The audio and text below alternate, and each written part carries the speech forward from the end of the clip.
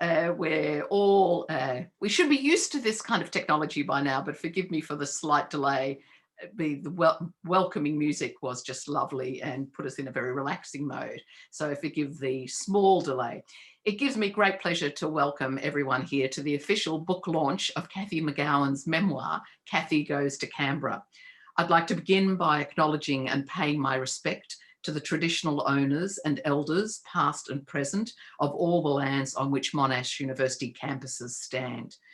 I do wish we could all be gathered here together for the obligatory hard cheese and dry cabana on toothpicks and the glass of red wine, but in this really strange and bizarre year, at least digital technology allows us to gather at a distance.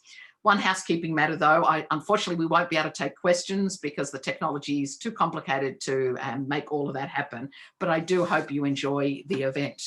So to tonight's launch, we're really delighted that the national treasures, Cathy McGowan and Heather Ewart, have agreed to join us for a conversation. I have to say more about these two excellent women shortly. But first, the Vice-Chancellor, Professor Margaret Gardner, who unfortunately has other commitments tonight, so can't be with us in person, has recorded this welcome. So first, let's hear from the Vice-Chancellor.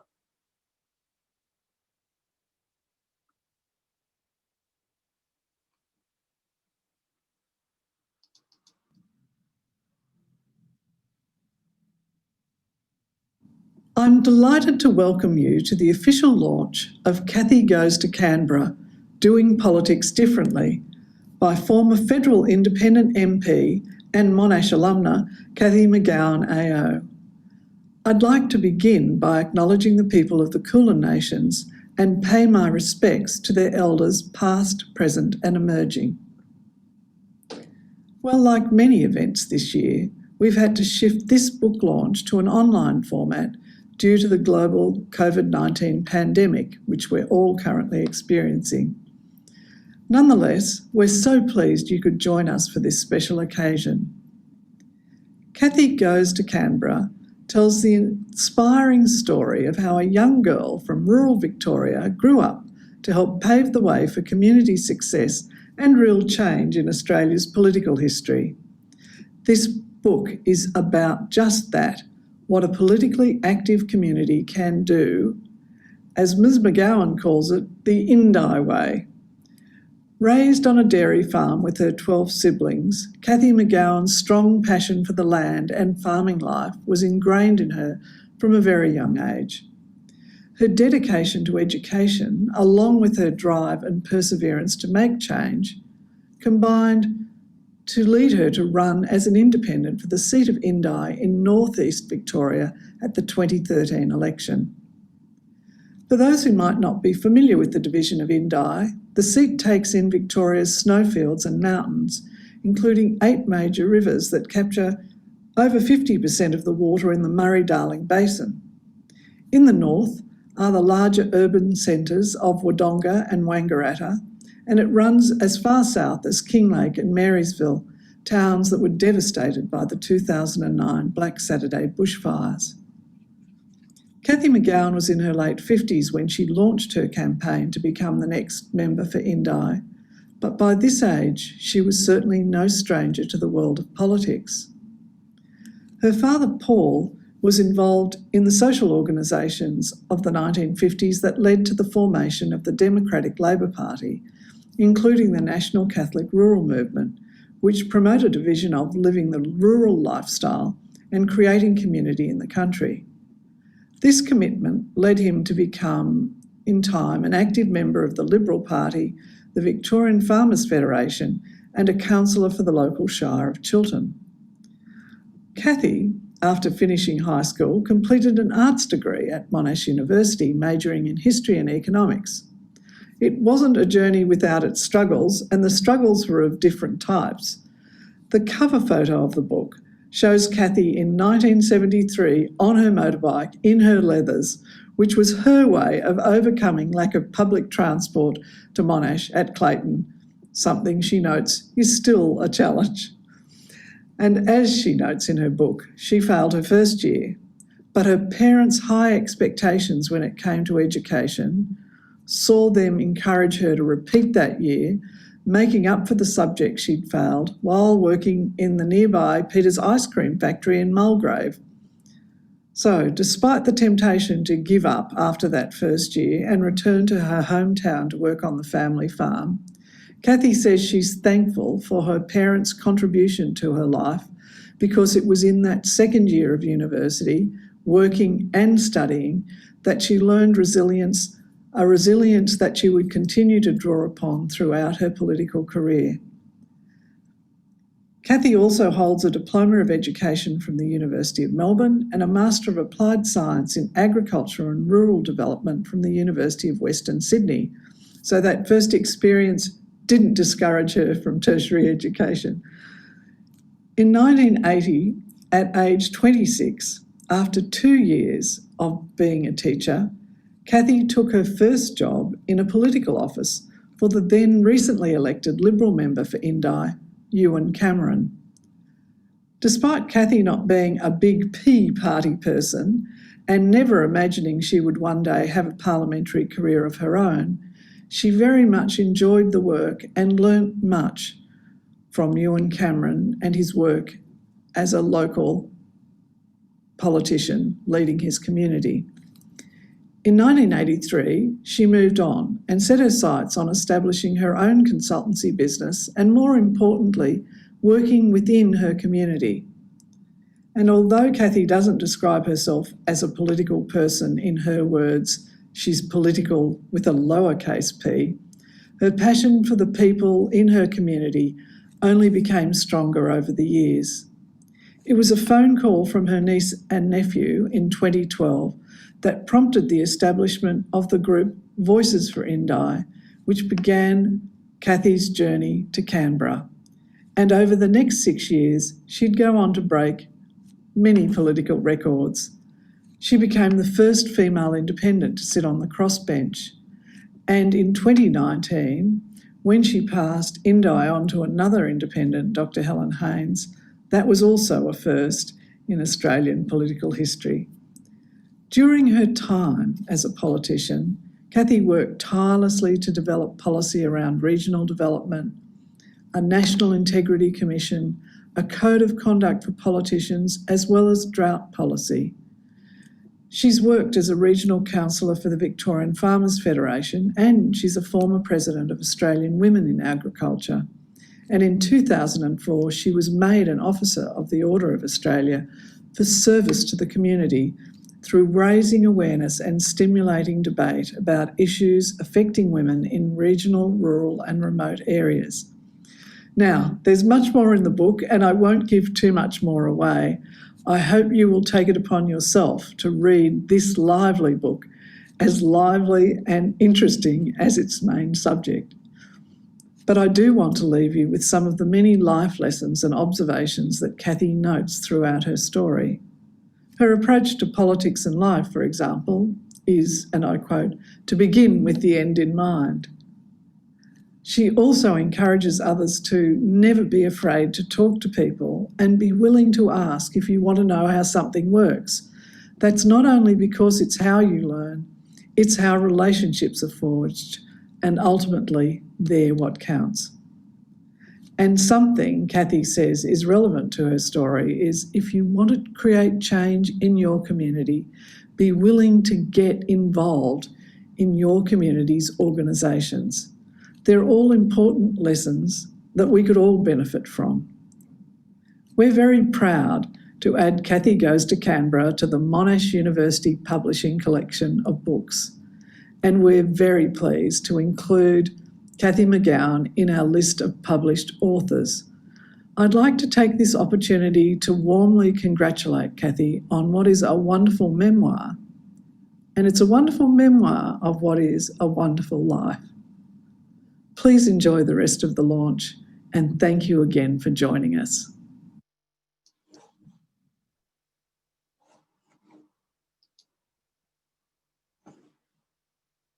Okay, so lovely words and wonderful review there. I wish we could put it into the broadsheets, that excellent review from the Vice-Chancellor.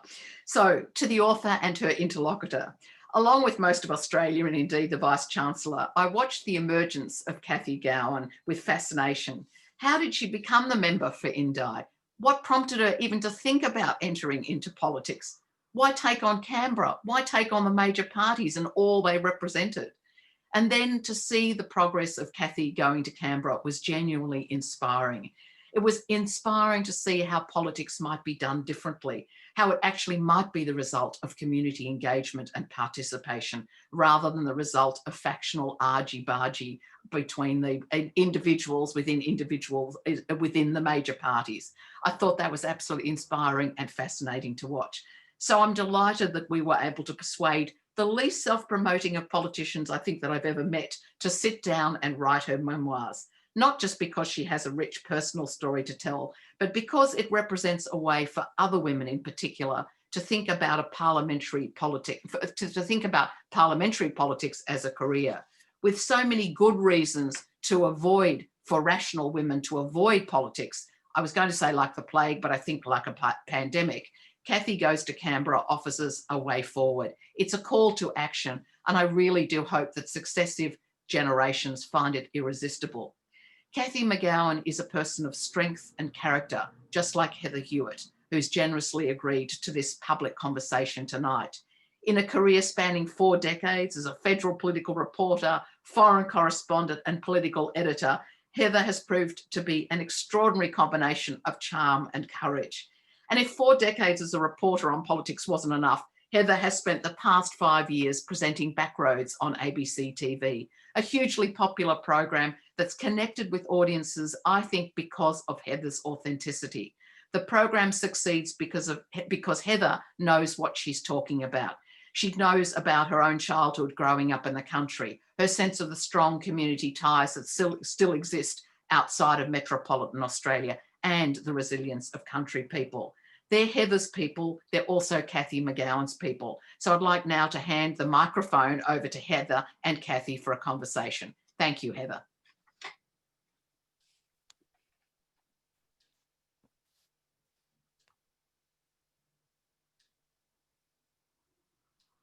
Okay. Thank you very much, Louise. And it's my great pleasure to be doing this evening from my hotel room in Tenterfield, where I'm filming an episode of Backroads. Cathy and I go back a long way. So I want to sort of explain that connection from the beginning, because I think it's quite important. We first met in 1980 as young country girls arriving at Old Parliament House in Canberra at the same time. Me as a cadet journalist, and Cathy, not a cadet journalist, actually, I think I was a D or C grade by then. And Cathy had just joined, fairly recently joined the office of the member for Indi, Ewan Cameron, who was a family friend of ours. I'd grown up quite close to his farm. And it was very much a bloke's world back then, wasn't it, Cathy? Hello, Heather. It was indeed. And it was so nice to find a friend, like a local, another country girl from Victoria. It was great. I was very excited. It was a really exciting time. I was too, but it was also like stepping into another planet. And I just, sometimes you must pinch yourself. I certainly did when you got in as a member for Indi yourself, because who would have ever thought back then that you would be getting the job of the bloke that you were working for one day? Yeah, it is amazing, isn't it? And then looking back, and you can see where the bits fitted together. But when you're starting out on your career, it's just amazing. Yeah, and looking back, and I think that's part of what writing the book was all about, is actually trying to make sense of the history and the story and all the people who contributed to it. So it's, you know, not only you, but Mr. Cameron. And I can remember standing on those front steps of Parliament House and going, oh my God, you know, the girl from a dairy farm in Indigo Valley is here. And it was just like, oh, mind-blowing stuff, really. Yeah, me too. I couldn't believe it either. It was just such an exciting time. Very, very different world, political world to the one that exists now, of course. But before we go to all of that, I think we actually need to start at the very beginning to explain, I think, what led you into this development, becoming an independent member of Parliament for the seat of Indi. And in my mind, it's very much, as you point out rightly in the book, you were one of 12, a large family in Yackandandah, a place very close to my heart. And you explain in the book that that's what taught you, in a sense, negotiating skills and how to meet others halfway. Would you agree that that was a great grounding for entry into Parliament? Oh, absolutely. So I was actually one of 13 children. So I got Oh, one of 12. 13, sorry. Yeah, 12 siblings. So that's that right. And I was in the top section of that. And I was born into a farming family, but I have to say I was also born into a community. So from the very beginning part of my life, and in rural communities, and I know still today, there's such a sense of being connected and belonging, and you fit in, and there's expectations on everybody. So it wasn't just being part of an extended family. My grandparents lived not very far away. My cousins lived very close as well. And it wasn't unusual for mum to pack us up and say, look, walk across the paddock, go and catch up with Uncle Bob or Auntie Molly, or go and see Granny and Grandpa, which would get us out of the house for, good half a day. And sometimes mum would even pack us, she'd cook potato chips and wrap them up in newspaper and send us on our way. And my sisters and I would go to meet our cousins and play and then come back. But we were actually part of a community as well. So we'd be passing our neighbours and they'd be chatting to us as we go. And as we got a bit older and we got push bikes, it's very hilly, but, get on your bike and go. I know. And I can remember one famous time I fell off and cut my knee and having to get home, and, the neighbours coming out because they saw us pushing our bikes along and helping us. So it was very much a farming family in a community, and knowing you belonged and knowing that you were loved and that you had a place, things fitted together. And that carried through, I suppose, the whole of my life, really, until I went away. And the Vice-Chancellor so kindly mentioned that first year at Monash when, my life did get a little bit out of control. And I suppose some of those structures that were around me holding things together. You got to have a motorbike out of it, though.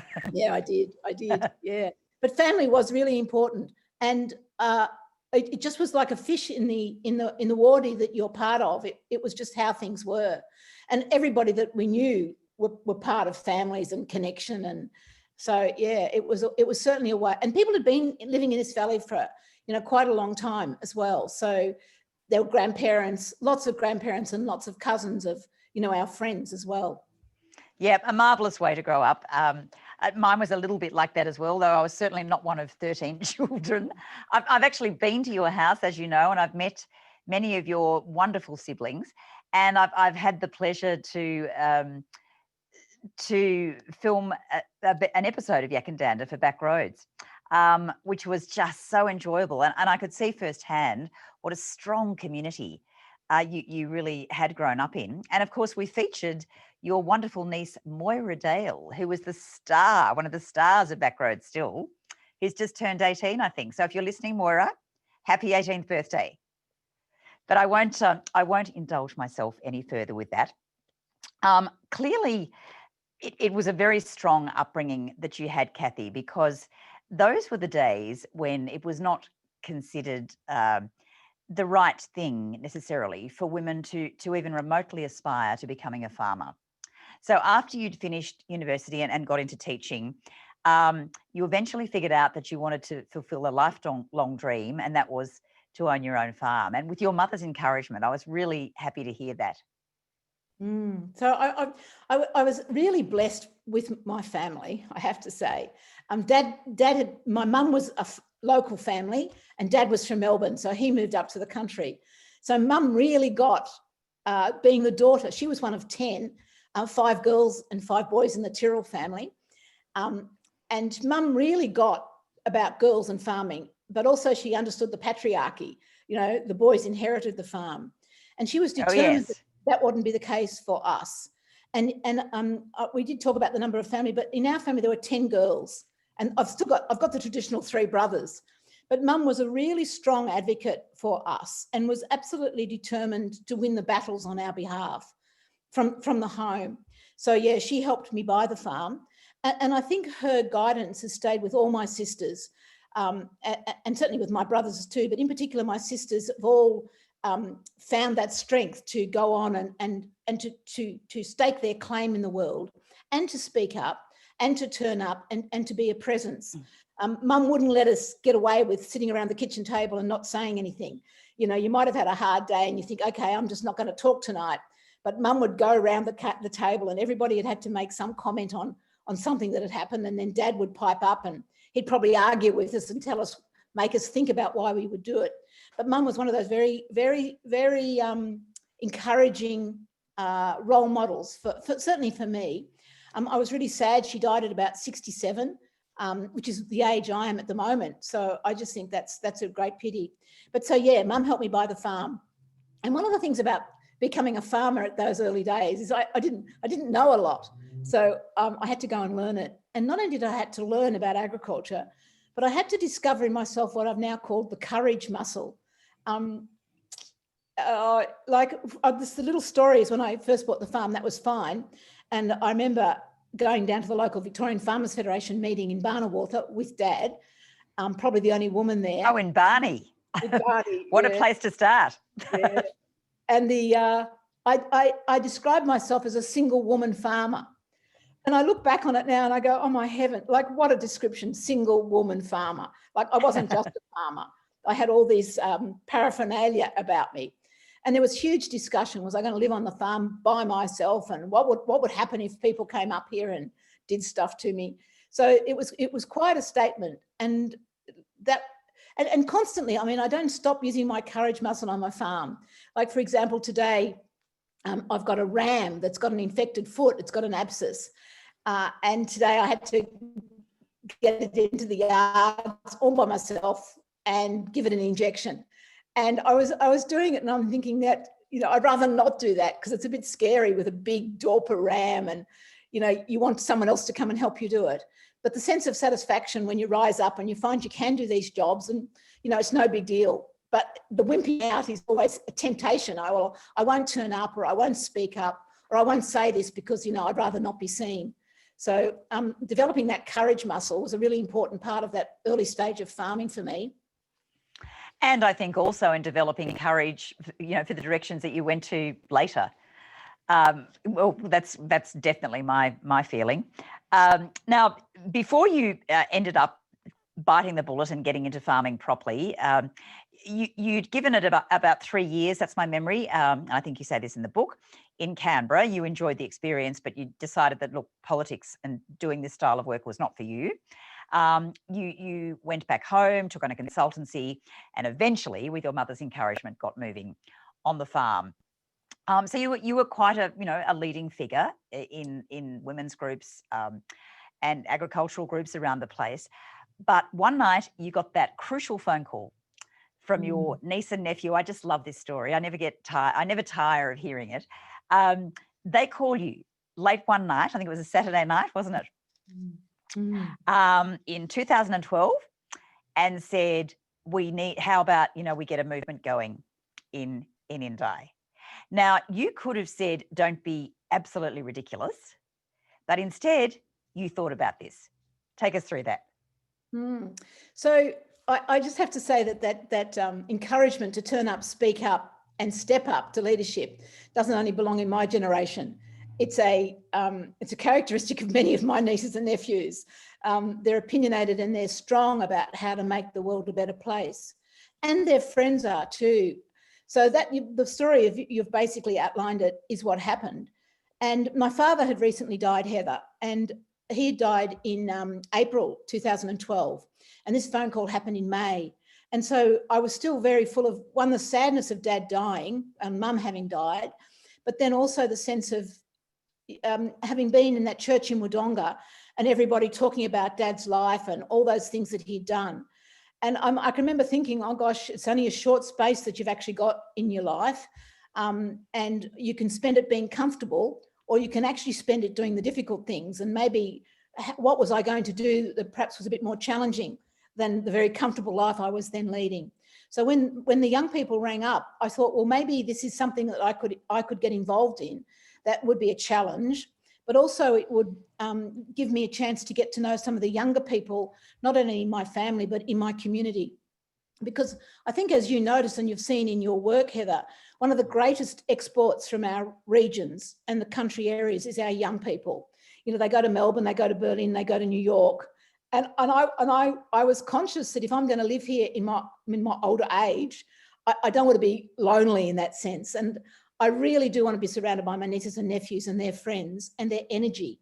And I'd been thinking about that for quite a long time. So this phone call was not only an invitation to do politics, it was also an opportunity for me to have a project that I could work with these young people whom I love dearly, but didn't know very well. And so that was a yes. And then the story opened up from there. But one of the really wonderful parts of that early engagement with me is that as the campaign got underway, I made a commitment that I would give preferential treatment in my work to young people. And it hadn't been something I'd done before. And I started to really do that deep listening and paying attention to what was the experience of young people in rural and regional Australia. And the things they talked about, mobile phones, the coverage was just appalling, internet, terrible. Yep. Public transport, few of those kids had cars, so they needed to rely on the train.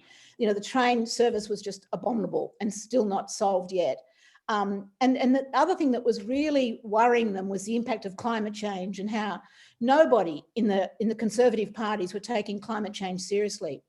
And as I listened to the frustration in their voice, I really did have that sense of, well, someone needs to do something, and it's probably going to be me. And if we don't do it now, well, when do we do it? Do I wait another 5 years or 10 years? When's the right time? So that was the call that those young people put out, and it really resounded with me. And consequently, they became a really important part of the Indi Way, and their use of social media, their understanding of technology, and all that 21st century digital native experience became part of the election campaign.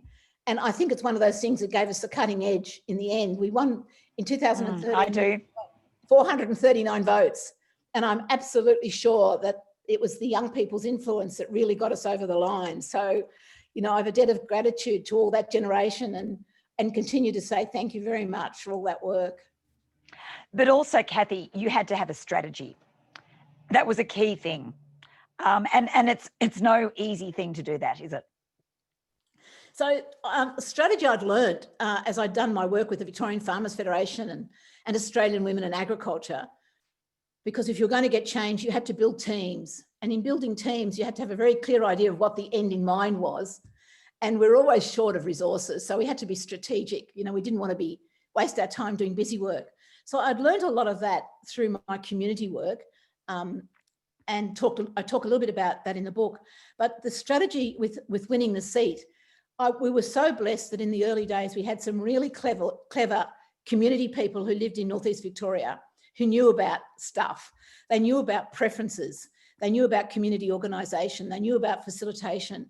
They knew about community building. So the initial team of about 12 was a very skilled group of people with different skills. And we were again blessed by having some really good facilitators who could help us get a vision, develop a mission, develop activities, and give us a bit of a plan that we could work to. And that front end work, which took us about 3 months, actually stayed the course of the 6 years that I was a Member of Parliament. So there's another really important lesson for me there, is to put the time in the beginning to do your strategic work, to build your team, to build your relationships. And people were so, we want to get going, we want to get the campaign happening. And others are saying, let's just hold back, let's do this slowly and carefully and make sure we bring people along with us. And that's certainly what we did. And I think when the Vice-Chancellor was talking about creating history with Helen Haynes, her election, I think it's no coincidence that the campaign manager for those 3 elections has been the same person. Now, it happens to be Helen's husband, Phil Haynes, but the team that he brought together has stayed the course. So all that front end work has enabled us to do this long-term strategic planning and change, and the community is now the beneficiary of it.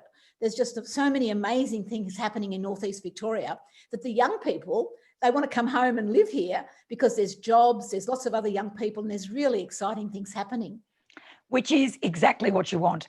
Excuse me. You need the young people to get back into the communities that they've left to go to university, and you see it, I see it happening right around Australia. Wherever you go, there is a drain of young people leaving, except for those sons or some women perhaps who choose to stay on the family farm. But it seems to me like you a great tragedy to allow that to happen. So full marks for stepping up and giving it a go. And even to this day, like I know you gained improvements in Indi, but I continue to pick up that enormous frustration with poor mobile telephone service in this day and age in a country, with the wealth of Australia. From one end of the country to the other, you often cannot get mobile coverage. Still the same concerns about transport. Climate change comes up again and again, and it's the young people who are bringing this up more than anyone else. Although I do hear more and more older farmers who I grew up with, who I once would never have thought they would talk about this subject, now are, aren't they? They are. And it seems to me that one of the reasons I wrote the book was to say to other communities, look, if the people of Northeast Victoria could do this, in other regions where you've got the exact same issues and you've got government failing to act, despite the 10 years of failure to act, there's no regional policy for Australia. No regional policy. It just still, that's right. So so that's what I'm hoping to do, that people will read the book in the Mallee, in South Australia, in Western Australia, in Queensland, and they go, oh my God, if Indi could do that, and they're a rural community a bit like us, imagine what we could do if we got a community together and we were focused, we found ourselves a good candidate, we got a bit of strategy, we did the analysis, and then we had a call out to the community that they too could have better internet, better trains, better university coverage if you want, by having a stronger community-based member of parliament. Because I have to say, it was one of the things I did learn, is that the parties, I think, are really failing us because they're not stepping up on these issues that we in the regions know are so important. So yeah, that's part of the call to action in the book. Now, the book's not heavily political, but towards the end, there is that bit of like, if 1 in 4 people, and it was the case in Indi, 1 in 4 people changed their vote. And if we did that around regional Australia, we would have a totally different kettle of fish in Canberra, and we would have different representation. And I'm sure we would do something about public transport in the regions, communication, jobs, all those things that we know need attention. But you do have to have the right candidate, don't you?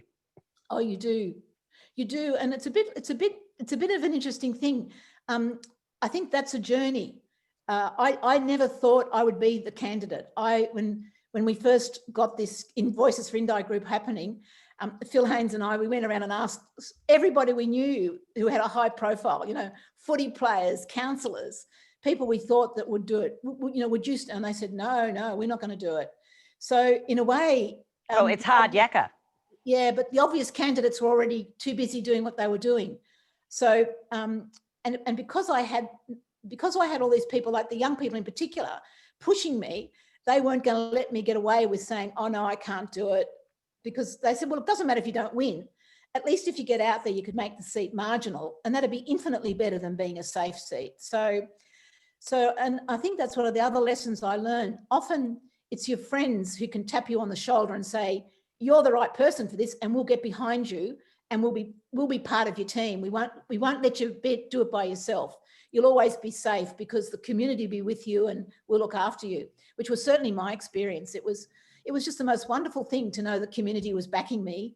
And in fact, they voted for me, and then they voted for Helen. It is just a really positive experience of politics. Because you now have an ongoing movement, it seems. It wasn't just all about you, Cathy McGowan, even though you did an extraordinary job, but you've actually got a momentum going there now, Yeah. Which is for the first time that's happened too, I might add. Yeah, and it was because the community liked what they had done. The community did the work. They got me elected. They got me elected twice, and then they got Helen elected, and they look around and they go, wow, if we could do this, perhaps we could fix the train line and the problems we've got in Benalla and the problems we've got in Glenrowan, and maybe we could do something about getting solar energy in Yakandanda, and maybe we could create a community which has happened company, and maybe we could do things ourselves. So all across the electorate, there's these groups doing community work together, and then using their member of parliament to help, but not becoming totally reliant on the government to do everything. So you've really got an independent electorate now, not just an independent member of parliament. In your 6 years in Canberra, did you pick up at any time that the Conservative parties, the Liberal and National parties that are traditionally aligned with servicing, rural Australia, had any sense that there was a feeling out in the community that they were failing them? Because I detect this all the time, this constant frustration that country people are taken for granted by those parties. Oh, I got no sense at all that the coalition parties, I don't think, they got really surprised when I won Indi. They said, oh, how did they were shocked. They were totally shocked. You should have seen it coming. Yeah, exactly.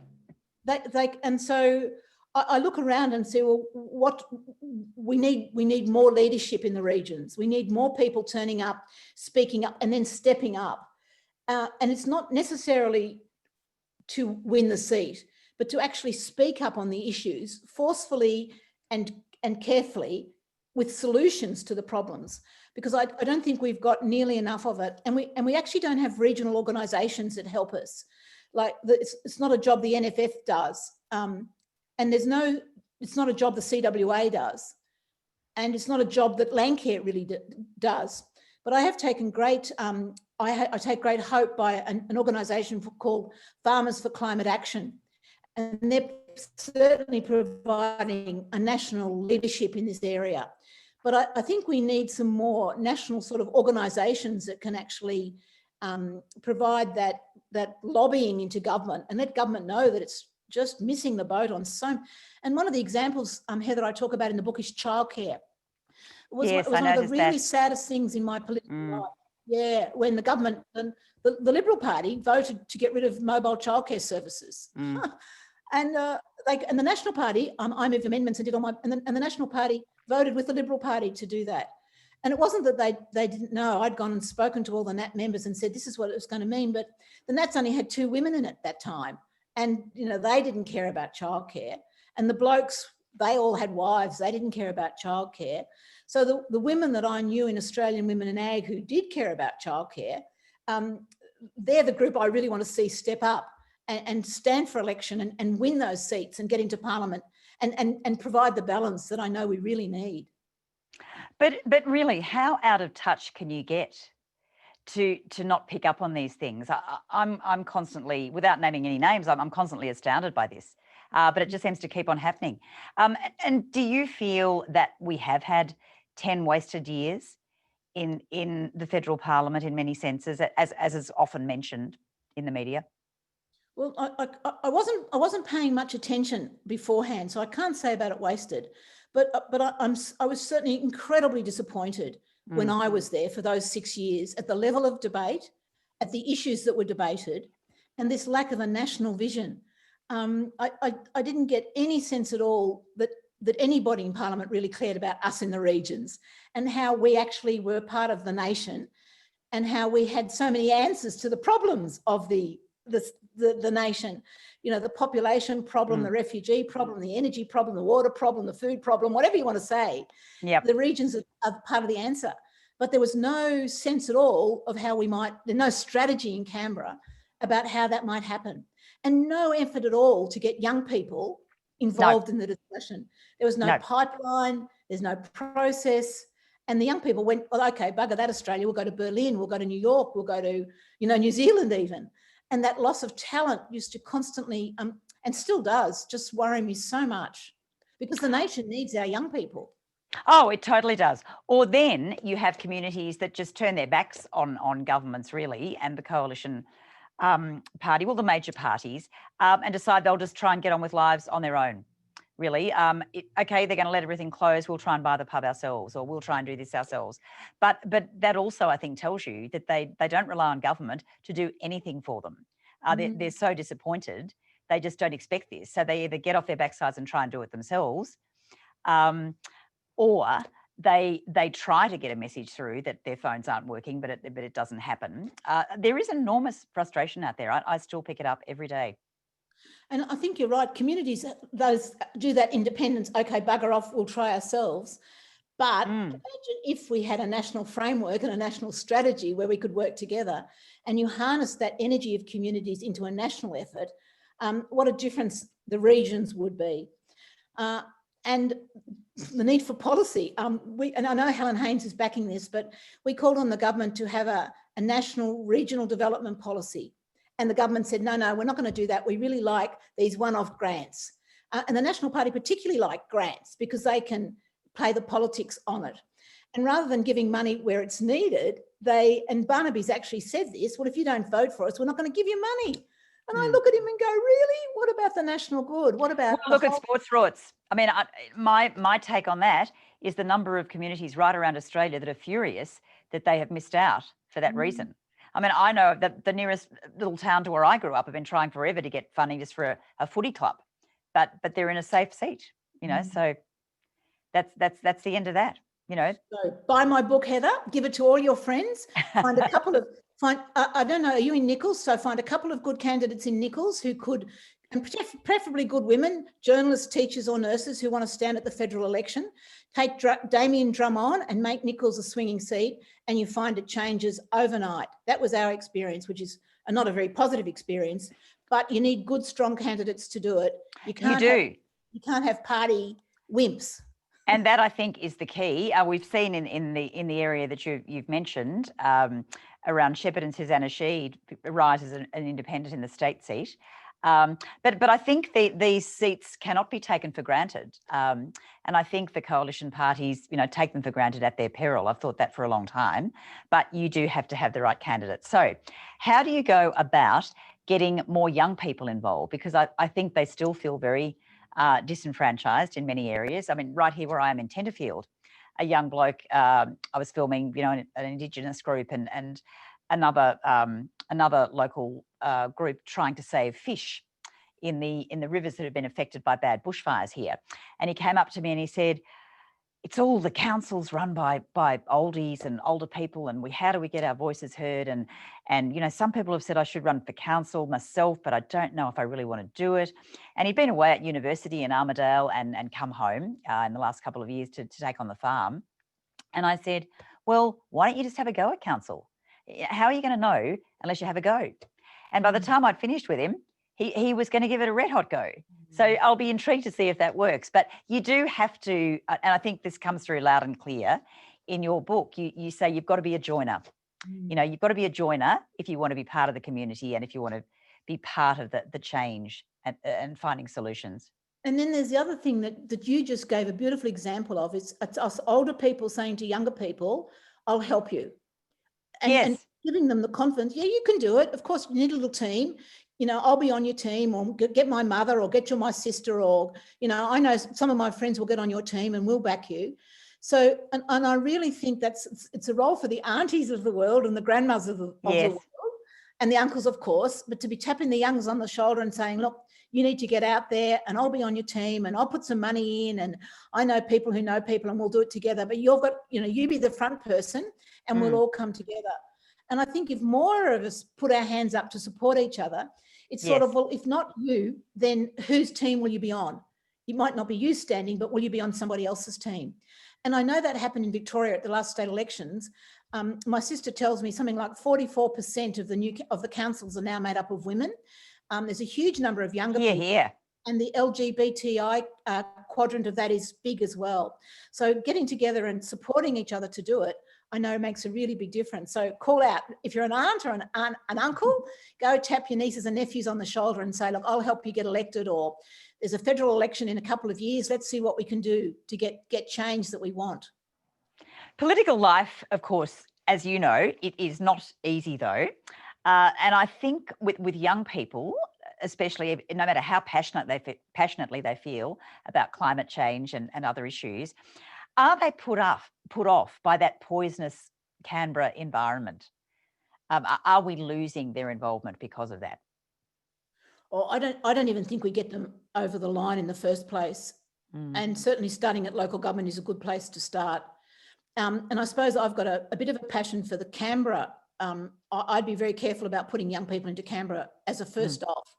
I think you've really got to understand how business works and be involved, be chair of a couple of community meetings and perhaps been on a national committee before you could do that.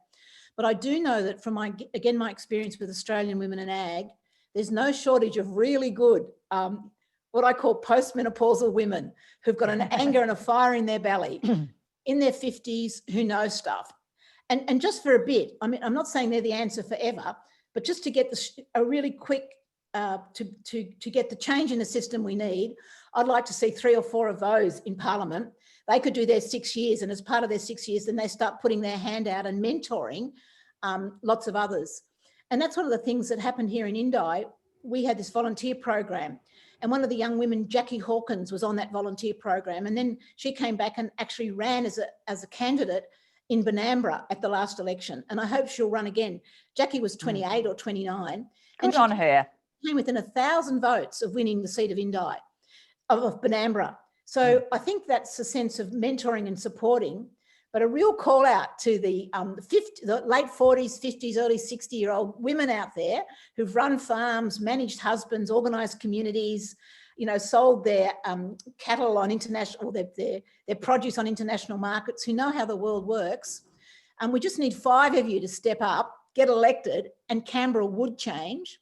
And if they were there, they would be able to change that toxic nature of Canberra. They would actually be able to make it a better place. I'm sure of it. And then once that had been fixed up, if they were speaker or whatever they were doing, and then we could open it up, I think, to make it much more user-friendly and have the next generation, and not only user-friendly, but like internet-friendly. Parliament House is back in the olden days with its internet and its technology. It's very, very old-fashioned. So it needs to be brought into the modern day as well. It sure does. But there are still deals are always going to be offered. It was always your position that, you know, there would be no deals accepted by you. But there was a very big carrot waved at you, wasn't there? The role of Speaker by Malcolm Fraser, by Malcolm Turnbull, I should say. Yeah, that's right. So, yeah, that happened in 2017. Heather, you might remember we had all the Section 44 dual citizenship issues, and the government were 2 down. Barnaby Joyce and John Alexander had to go to election. That's right. Malcolm was very worried about his numbers. So precarious times for him. Yep. Yeah, it was. And he thought I'd make an excellent, we had a good relationship, and he thought I'd make an excellent speaker. And one of the very funny things about it is he is incredibly persuasive.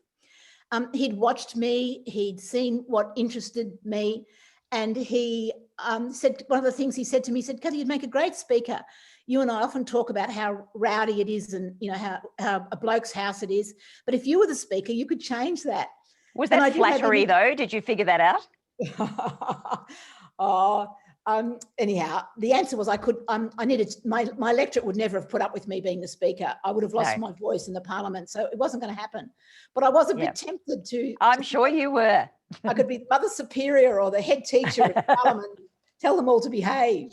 Back to your teaching role. That's right. No, I'm sure you would have made a great speaker, but I mean, those temptations are put out in politics all the time, aren't they? That's how it rolls. They are. So you've got to be really grounded and have done your visionary and strategy work first, so that when you get tempted like that, you can go back to your core principles and know my community's first and foremost.